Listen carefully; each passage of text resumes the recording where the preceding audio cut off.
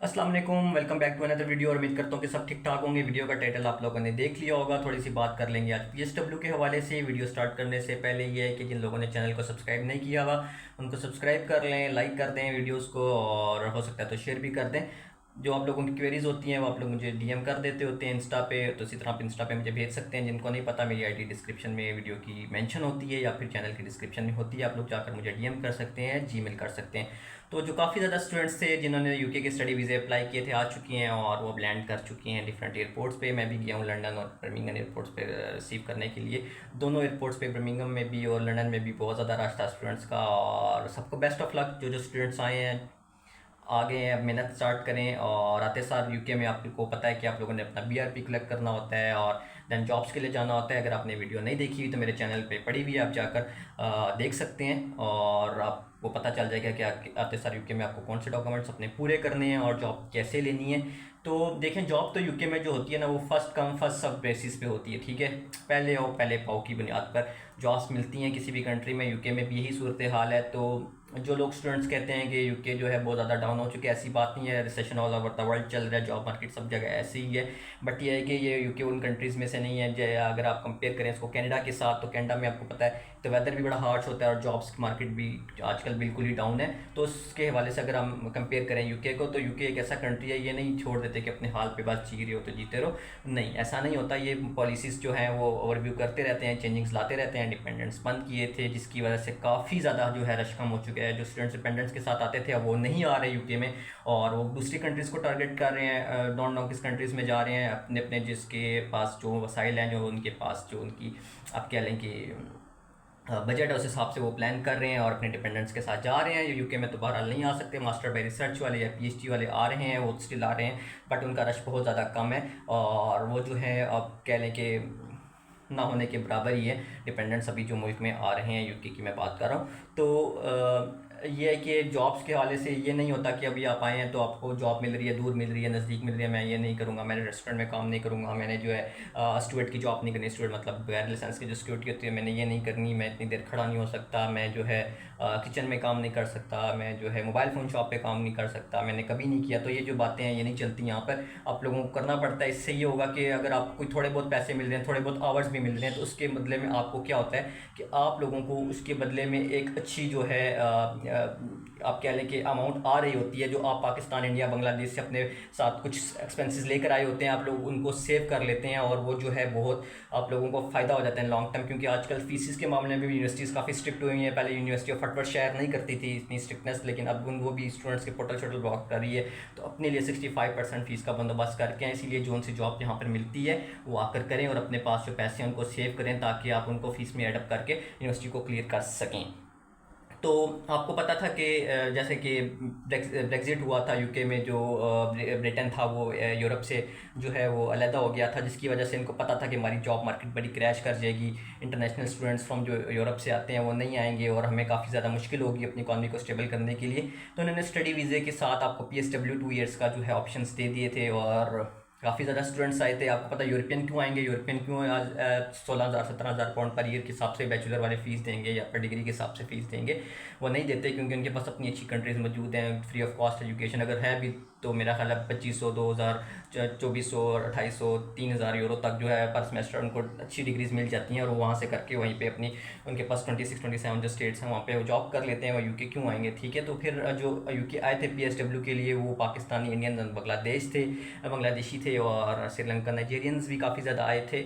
तो ये जो कंट्रीज़ थी आई थी और बड़ा ही रश था और इसकी वजह से मार्केट यहाँ पे थोड़ी सी डाउन हो रही थी। बट उन्होंने बर वक्त फैसला किया और डिपेंडेंट्स को बंद किया। मेरी ये बात कुछ लोगों को बुरी भी लग रही होगी कि बर वक्त फैसला करने से क्या हो रहा था, क्योंकि जब आप कंट्री में मौजूद होते हैं तो आपको सिचुएशन का आइडिया हो रहा होता है कि क्या हो रहा है इस कंट्री में, ठीक है। तो आप लोगों ने उस हिसाब से जो है अपने आप को लेकर चलना होता है उस कंट्री को। तो फॉर्मर जो गवर्नमेंट थी, प्राइम मिनिस्टर जो थे ऋषि सोनक की, उन्होंने काफ़ी ज़्यादा स्ट्रिक्टनेस की थी लीगल इमिग्रेंट्स के हवाले से। PSW सॉरी जो डिपेंडेंट्स हैं उनको बंद करके।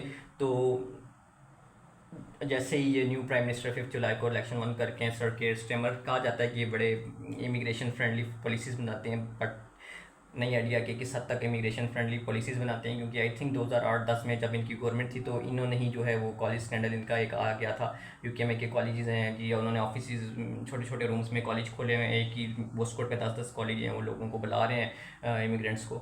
तो वो भी एक उनका फ़ैसला था और उसकी वजह से वीज़े भी बंद रहे थे पाकिस्तान के लिए, तो काफ़ी अर्से तक बंद रहे थे, आई थिंक 2017-18 तक बंद रहे थे, फिर ओपन हुए थे।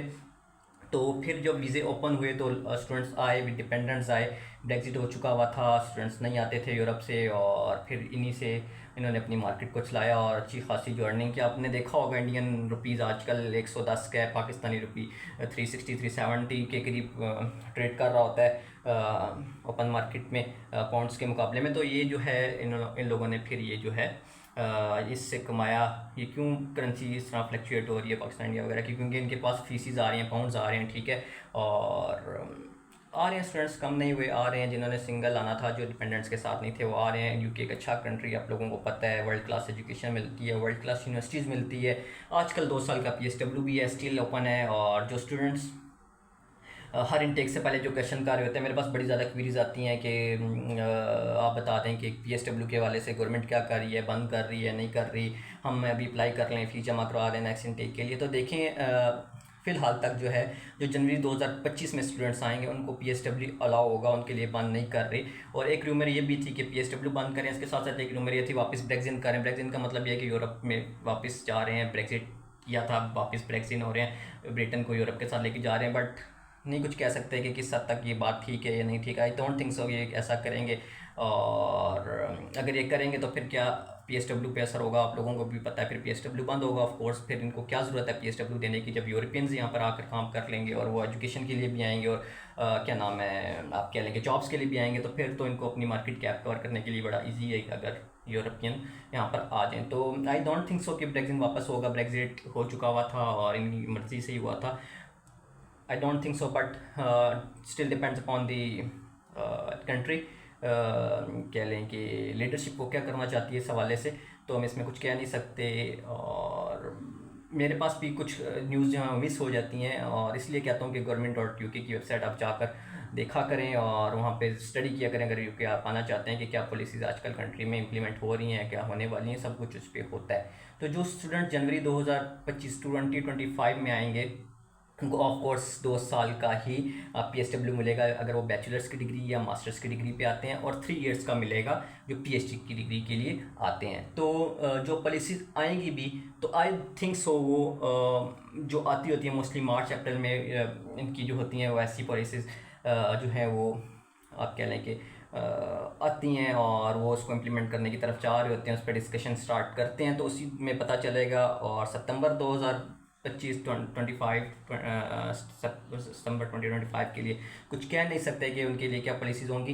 तो जिन्होंने अप्लाई करना है वो जनवरी 2025 के लिए अप्लाई कर सकते हैं और आ सकते हैं। स्टिल 2 इयर्स का PSW मिलेगा और आंखें बंद करके मिलेगा। कोई इसमें सुनने किसी की ज़रूरत नहीं है कि आप जाओगे PSW बंद हो जाएगा, ऐसे नहीं होता।